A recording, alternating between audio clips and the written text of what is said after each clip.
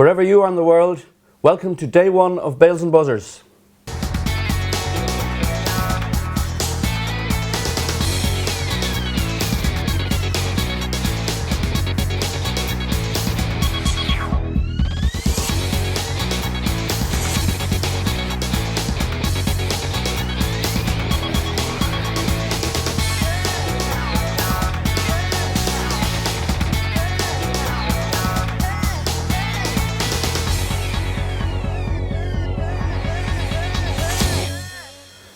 Welcome to the show. I'm Johnny Bell, also known as Buzzer. This is Ryan Bailey, also known as Bales, our World Cup cricket expert. And we also have this man.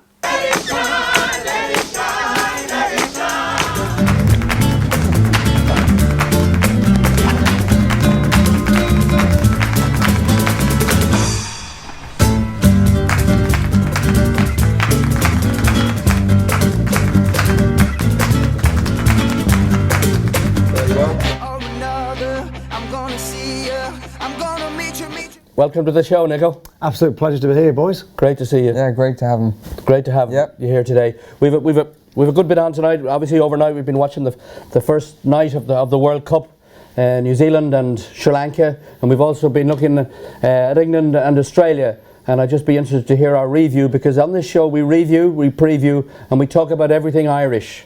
And it doesn't matter how small or big the news is, you'll hear it first here on Bales and Buzzers. So overnight, Bales? Yeah, the results went as expected, but I think the margin of victory is most interesting, particularly the first game, Sri Lanka against New Zealand. I think most people expect New Zealand to come out on top on that, particularly because they've been so strong over the last few weeks. But I think the margin of victory, McCullum set the tone at the top of the innings, and then Sri Lanka were always on the back foot from then, and they never really recovered. Yeah. Did you get to see much of it, Nico? Didn't see a lot, no. Didn't see a lot. I was travelling and doing a bit of golfing over here, which is wonderful, and dinners. But Sri Lanka, for me, the surprise there is that their bowling hasn't fired. Malinga got hit for plenty, and that's so unusual for him. And is that a sign that he's just on the way down now? New Zealand, wow, they've got all the momentum. They're actually my favourites. I think they're going to win it. I really do. Yeah, it's interesting. They've got home games. Yeah, that's a big thing in a World Cup. Having been relaxed, the bigger the whole competition, the more relaxed you've got to try and be. There's enough adrenaline in there anyway. Yeah. And New Zealand to be at home, in form, perfect. Yeah, and they've got so much strength. Even with McCullum are at the top of the order, Gupta don't come off. You saw Corey Anderson come off at the end, and he's a great all-rounder. He contributes with bat and ball, so great strength all through the order. Yeah, and they, you were mentioning there, Nico, that the Malinga, he went for 84 off his 10, but the two opening bowlers, they went for 162 off 18 of their 20 overs, which is it's not looking good for them really in that respect. But I thought the margin was just over 100 runs when they batted well at the beginning. But I think the worry is that they rely so heavily on Joe Wardner and Sangakkara, and I think if they don't fire, then they're short in threat down the order as well. So. Yeah, interesting to talk about New Zealand. I was just looking at and read up about Corey Anderson and Luke Ronchi. Those two guys are averaging, decently in the 30s, nearly 35, 36, with like 120 and 130 odd strike rate.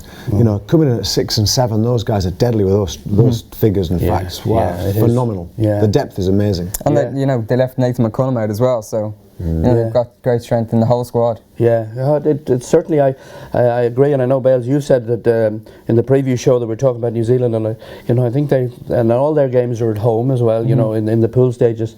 So, and then the other match then we're finished watching before we came on here this morning was England and Australia, and it was interesting, Bales, that Owen Morgan put Australia into bat. England haven't been of great lately. They struggled in the tri-series a bit, even though they got to the final. I think they're still trying to work out the best formula. Interesting, Ravi Bopara was dropped, and it'd be interesting to hear what Paul, dropped so close to the tournament for Gary Balance. So I think they're still trying to find that, the right order, the right makeup of the side, and then. Straight from the off, dropping Aaron Finch when he was on naught. Then he goes on to score 135. That changes the whole complexion of the game. And again, like Sri Lanka, they were on the back foot pretty much from the off. But it was great to see Steve Finn bowling well and back to his, interestingly, he sort of bowled second change. You want to try and get him in that new ball a bit earlier for me.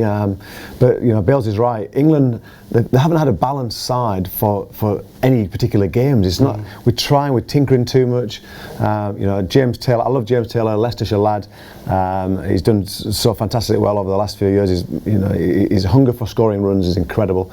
I was talking off air to Heathley, one of the guys involved here, and he's a guy that if he faces 30 balls, he might get 20, 22, 23 runs, but actually as he gets going he catches up like most players do. But his appetite for scoring runs is immense. If he faces 30 balls he'll get 70, 80, you can guarantee it, because he just doesn't get out. Yeah, because I thought it was interesting he went in 6, because in light of what you were saying, absolutely. That the balance went in 3, and if he's slow to get going, coming in 6 which if Morgan had stayed in, that's when you would have needed Taylor to be scoring more quickly, although... like Taylor had been batting at 3 for most of the try series, and then suddenly, the day before the tournament or whatever, they shift him out to 6, so... And good sides, they have a solid format. The guys know their roles and know their responsibilities at particular times, and that can just mess with your head a little bit. You're just not as relaxed as you should be, and that, I think they've probably gone balanced more up front rather than Taylor, because I think at the back end, Taylor can clear the ropes.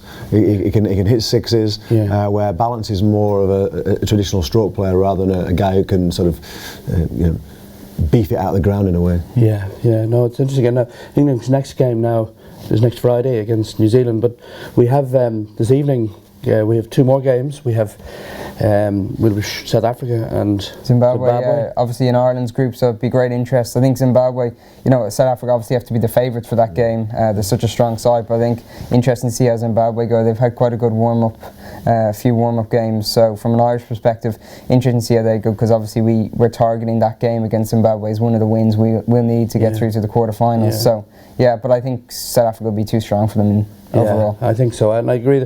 And then of course, Nico, the other big game tonight is the India and Pakistan. 1.2 billion people reckon be watching that game. That's crazy, isn't it? I mean, it's two sides that have underperformed really over the last few months. Pakistan world class on the day; they have everything, but it's about a bit like England. They're just so inconsistent. They bat all the way down. They've got quick bowlers, they've got left armers, they've got good spinners. It's world class. But India under MS Dhoni, they've come good in big games in the past, and I think that there's no bigger game than this in world cricket. So I'm probably going to back India to do that, even though they have been struggling of late. And they do come good in these competitions as well. I think they've beaten Pakistan in all 5 of their previous World Cup games they've played against each other. So they've definitely got the history behind them anyway. Well, we'll see tomorrow when we're on the show. We'll be reviewing the South Africa and Zimbabwe game, and also the India Pakistan tomorrow on day 2 of Bales and Buzzers.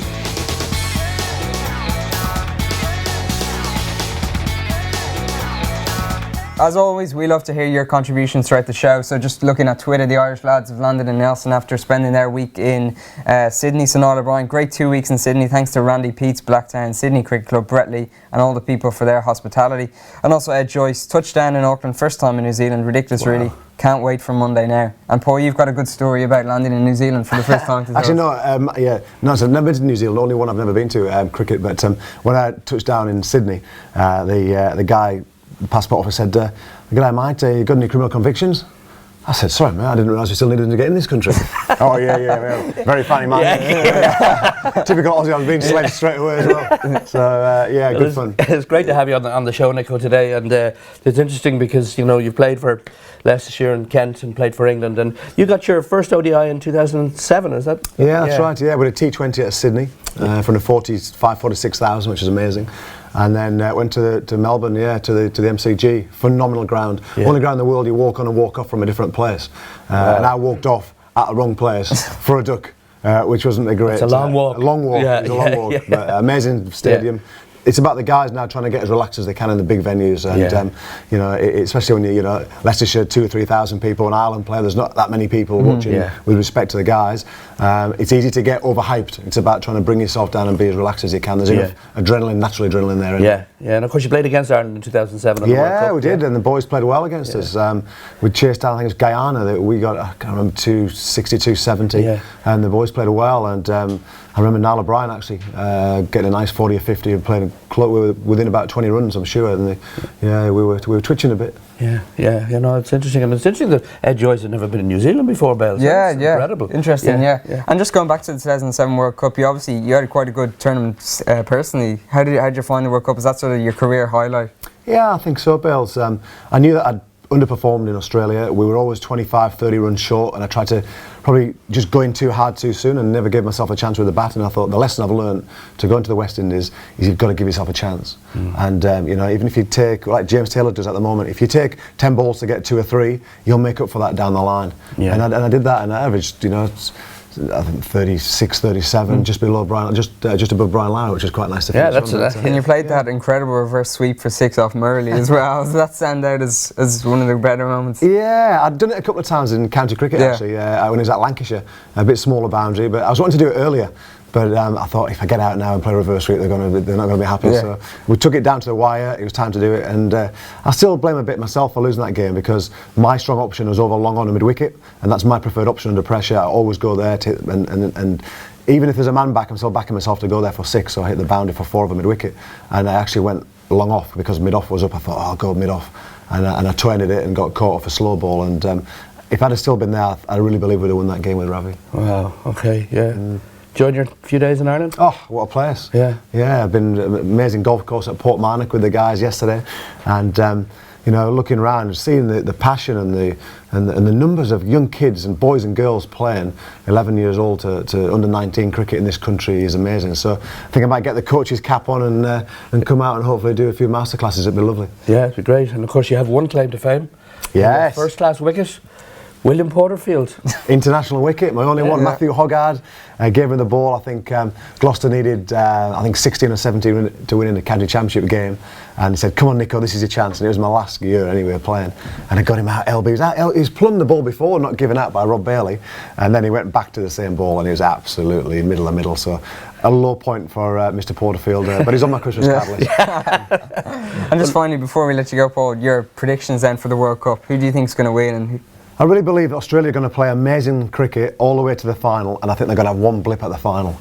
They're a world-class side and got everything. But for me, New Zealand, what we talked about earlier, at home, Brendan McCullum, great leader.